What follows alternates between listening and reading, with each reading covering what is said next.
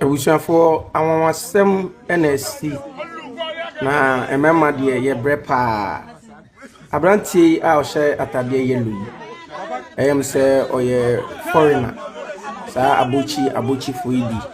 na oso oton duru a ebema onum a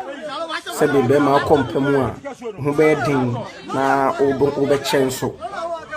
na emrantie efre no se omo beto aduru bi na se aduru na woton ede ma amanfo enum no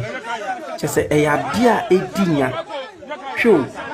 aduru no ena omo try ahwe no so omo hwie aduru no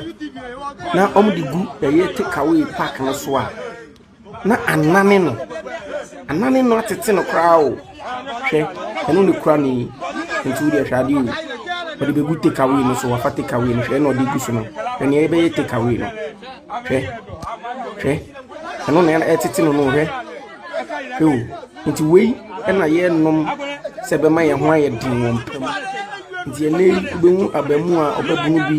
sisia na wawu yesu wona na ma hwe nya no enema ye nonom e wabochifo ye wei ene pie Food and Drugs Authority for Ghana Immigration Service ye besremo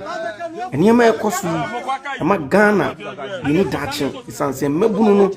ene edi no boni ekuma arewo